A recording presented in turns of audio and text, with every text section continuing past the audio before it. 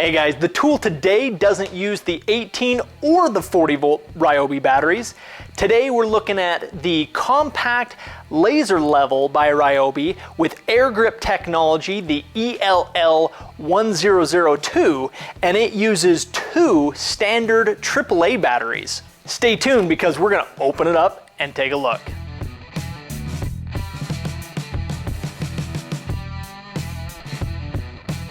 All right guys, not much to look at on the packaging here, but we'll talk about it real quick.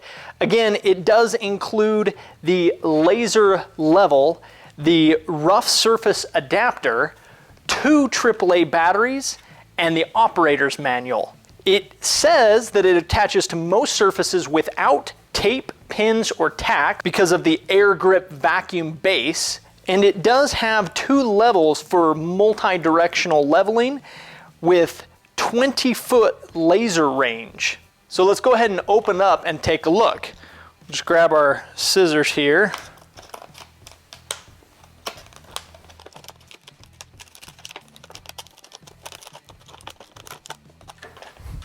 Got that open. So first out is the laser, and I believe, yeah, a little detached there. Figure out what that's for. So it's got the on-off here on the side. Interesting. It's kind of a slide switch on-off there. This is the air grip suction base. And not sure exactly why the laser comes off, or why that case, this nose piece comes off. But we'll see here. We'll go ahead and open up the operator's manual inside here, and this is for aligning. It says align unit to line. I think this is for rough surfaces is what it said, so we'll take a look at that. Come in here, and the last thing out on the bottom are the batteries. So, and that's why that comes off. That's for the batteries. I didn't see that. The battery compartment in there. Let's go ahead and open up the batteries here. Gotta love battery packaging. Oh, gosh. Okay. So to put the batteries in, we pop off the nose of the laser. And it looks like they are, yeah, they are opposite, and there's a little diagram here that says plus comes out on this side and plus goes in on that side, and they got to go all the way down. So the little contacts are all the way at the bottom there. We'll slide the nose back on. It's ready to go. We'll see if, there it is. So the on-off activates both the air grip and the laser at the same time. So guys, to show some close-ups here, this is for the rough surface. This is it's a little piece of foam is what it feels like. It's just really thin. Feels like it could tear pretty easily, so you want to be careful, but apparently this is for the rough surfaces. You would align it and then stick the suction on there, and that's going to help allow it to grip those rough surfaces. These batteries, these are just standard AAA, looks like GP alkaline batteries. Nothing too fancy or special there. The air grip laser level here has the 2 levels, as you can see here, for both directions. And on the side here has the on-off switch. Again, down or towards the grip is on, and then away from the grip or towards the levels is off. It's your 0 there. And then on the front is your laser. So this nose here is where the laser comes out, and if we pop that off, and it comes off pretty easily, just little plastic clips there holding that on, but pop that off. You'll notice on the front here is where you put the 2 batteries. You can slide again, they're marked, so we know the positive comes out on this side, so on where the words Ryobi are.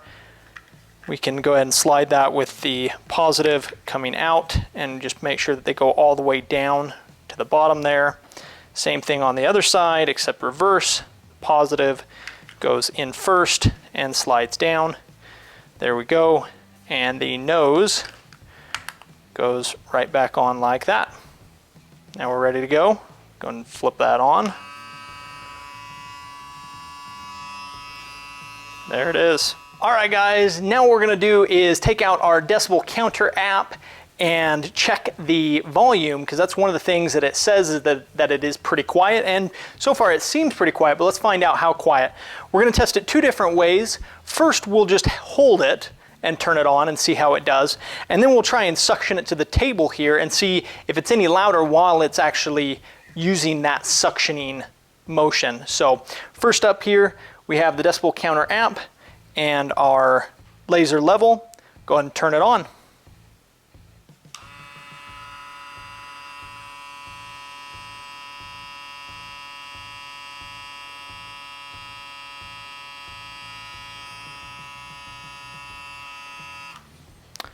So right there about 64, 65 decibels, not too bad. About the sound of a normal conversation. It wouldn't be, it's kind of a little hum, and I guess over a long period of time it might be annoying, but immediately not too bad. It's actually a lot quieter than I expected it to be. We'll go ahead and put it on the table here so it's got that suction, see if that suction creates a louder noise or a louder hum. We'll go ahead and get started here. 3, 2, 1.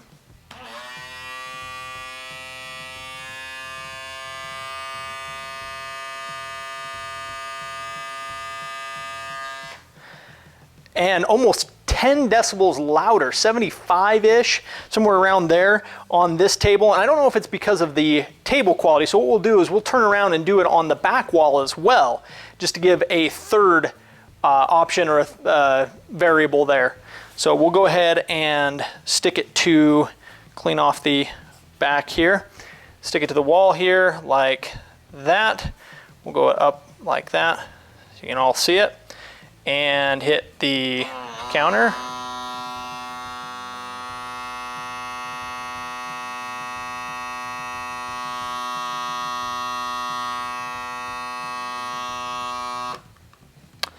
So, and obviously depending on proximity, it can be a little bit louder or not. That was about 68-ish, somewhere around there. So this table obviously is going to give off a louder sound, where the wall, something a little more solid, isn't going to be quite as loud. So, but even at the loudest, at 75 decibels, somewhere around there, pretty quiet. It's not too bad. For a laser, you're hopefully not going to be leaving it there for a long period of time, but it's not an annoying drum or drone. It's just a little hum. So far, pretty excited about that. All right, guys, next up, we're gonna test it to a couple different surfaces and see what it can and cannot stick to. First up, you've already seen the table. It stuck that up pretty well. We've stuck it to the wall. We'll stick it to some plywood. We got some different metals and siding and some other things. Let's go ahead and try it out. We're gonna go back to the table first, and what I wanna do is see how strong that suction is. So I'm gonna give it some pull. I'm gonna pull on it once it's suctioned to the table a little bit and see how well it does here. We'll go ahead and turn it on. There it is. And that's pretty good suction. Not too bad. I'm probably not recommended to pull on it while it's being sucked down, but that was pretty tight. I'm pretty impressed by that. So we'll go ahead and try it on the plywood next here. And it definitely seems to, because of the grippy material, seems to collect some of the gunk and sawdust and other debris. So I would guess that it's recommended to clean that off or wipe that down in between. It doesn't look like it retains it. If you just wipe your hand across it, it should be fine. Might have to take a damp cloth. Probably wouldn't recommend any chemicals, but a damp cloth should be fine, and then just dry it afterwards. But we'll go ahead and try the plywood here and see how it does with a plywood.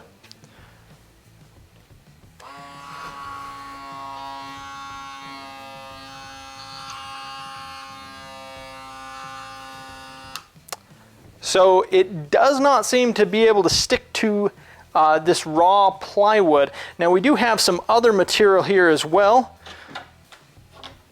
Some fiberboard. Let's go ahead and try this.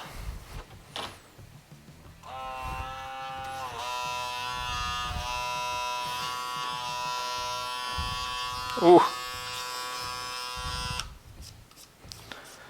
It almost wanted to. I wonder if we can get it just a little bit cleaner. Go ahead and do that. Oh. For just a second, it kind of wants to. So what we'll try is with the rough surface adapter, we'll see if that can help make it any better. All right, so we have our rough surface adapter, and it says to align the unit somewhere right in the middle of this foam piece. So there's a dotted line that helps align it. That way it has grip on the edge of this. So we'll try it on this one. I'm more optimistic that it will be able to suction to this, but then we'll try it on the plywood as well. So we'll go ahead and set that where we want it. Go ahead and put that along the dotted line. That's actually pretty easy to line up. Not too bad. Give it a little press and activate. And look at that. Now my guess is, yeah, it's not real strong. It's definitely, you can pop that off pretty easily, but that was pretty cool to not be able to do it, and then to, with the rough surface adapter, that worked pretty well. Let's try it on this one. I'm a little less optimistic, but we'll give it a try. Go ahead and put it on the plywood here. Line that up approximately, give it a little bit of pressure and activate. Oh. No, we're gonna clean that off. We'll try it one more time. It's stuck for just a second, so we'll hold that there. It's nice too because this foam piece has a little thumb, little place for a finger to hold that on. That was a small thing, but makes a big difference. It'd be a pain to get your finger in there, especially with big sausage fingers. Go ahead and press that and activate. It's holding, but my guess is there it goes. Yep. So too thick a plywood or too coarse a surface with too much bumps and divots just doesn't quite have the power. On something more like the fiberboard, where it's a little bit smoother, even though it is a rough surface, it's able to work with the rough surface adapter. But yeah, not on plywood. So let's try a couple more. All right, guys, I'm not sure why you would ever stick it to fake diamond plate texture, but if you did, we're gonna give it a try and see how that works here. Just clean off the bottom. Go ahead and place it up here like so and activate.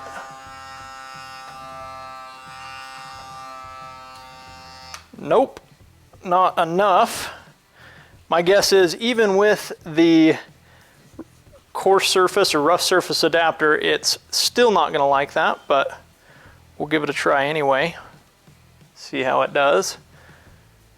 Again, we'll put the rough surface adapter on, give it a little bit of pressure. Would you look at that? It can do diamond plate, fake diamond plate with the rough surface adapter. What do you know? Next up here we have a exterior metal door. We'll go ahead and try this without the rough surface adapter, so we'll just try it plain here.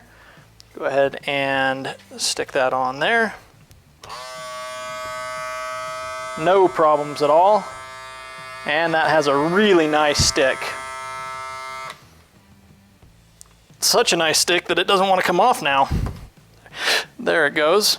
Next up, we'll go ahead and try some cardboard. So I've got a cardboard box here. Let's just try this out. Go ahead and take our air grip here, stick it on, and activate. Not a problem at all. Now this next one should be a little bit of a challenge, or a lot of it of a challenge. This is a rounded surface of this bucket here. Let's go ahead and see how it does with this. Now it is a small surface, at least for the grip, so it's possible, but we'll see how it does. We'll go ahead and press it on there. Not quite. I think we got a little bit of a dirty surface maybe. Let's try that one more time. Maybe with the rough surface grip. Let's see if we can get this to stick here. Line it like that. Press that in.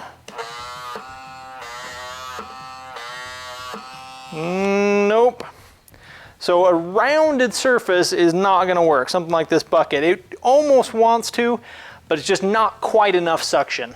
All right, guys, here's another surface you probably won't ever need to stick this to, but this is the side of a truck. So we'll go ahead and just place it here. Go ahead and hit the on. And sure enough, it really likes metal. That's a nice solid connection there. In fact, again, it wants to stay on there. Even though this is kind of a curved surface, metal, it really likes metal. So, all right, guys, this is stucco. This is the side of a house here. This I think will be a challenge and will definitely require the rough surface adapter, but we'll start off and just try it without, see how it does here. Yep, not even a little bit of suction there, so we'll go ahead and turn that off. We'll go ahead and align the rough surface adapter here and press that in. Give that a nice press. Nope, nope, not gonna happen. So stucco, at least with this texture, this is a pretty smooth stucco texture actually, with definitely obviously some bumps and some grooves there, but even with the rough surface adapter, doesn't look like that's gonna happen. All right, next up here we have some glass. So we've got it on glass. Now this should be a piece of cake for something like this. We'll go ahead and suction it, and not a problem. Nice and sturdy. And again, it really wants to stick on there. So glass and metal for sure, two really good surfaces. Here's another one we expect to do really well, guys. This is a vinyl fence. So we'll go ahead and stick it on here. Not a problem at all. Vinyl, like glass and metal and other plastics, are going to stick really well. All right, guys, so all in all, pretty impressed. A lot of good features about the level, being able to use both directions. Now the bubbles move really quick, so that's one thing with bigger levels, with a bigger leveling scope here, it'd be a lot easier to get it level. When you place it on a wall or something like that, you can fine tune it a little bit, but that bubble does move quite a bit. So it can be difficult to get that perfectly level. The other issue we found was with the level itself. Because you're lining it up, there's not a real great way to identify exactly where you want level to be. So once you figure out, you almost have to turn it on first. So if you've got your mark here where you want it to be level, you almost have to turn on the level or the laser, which activates the pump, figure out approximately where you want that to be, gently set it on here, and then press it into place and hope that that's level. Otherwise, you've got to release it, adjust just a little bit, hopefully, and reactivate, and then you may not be right on your laser where you want it to be. So just something to work around. It's not perfect, but definitely for something where you don't have to make holes, you're not drawing a whole bunch of lines, you're able to use the laser. Really cool. The adapter, I was skeptical at how useful this would be, and I'm almost calling this required. You want to keep this with your laser, which is concerning because, again, it's very thin. I'm afraid it could tear pretty easily, but it's almost a necessity. For some of these surfaces that are questionable, it made a big difference. This is huge, I think. So pretty cool. I like the ability for it to suction to the wall. The fact that it uses AAA batteries is nice because they're readily available. You can find them just about anywhere. So powering this shouldn't be a problem. Run life seems like it's going to last and run a long time, but we can try that out in future videos. Sticks to a lot of things. It's able to attach itself in a lot of places, which is nice. So overall, I'll give this a thumbs up. Looks good. It's nice and compact, and it's a great addition to your tool bag. All right, guys, that's it for today. Thanks for watching. If you liked the video, hit the thumbs up, subscribe, hit the little bell icon to get notified each and every time we upload videos, because we upload new videos each and every week. Check out our website and Facebook for more information about what we're doing. And as always, comment below to let us know what tool you'd like to see next. Thanks for watching, guys.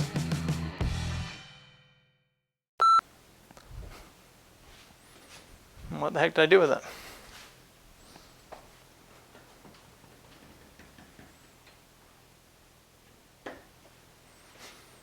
Somewhere over the rainbow, there it is. Okay.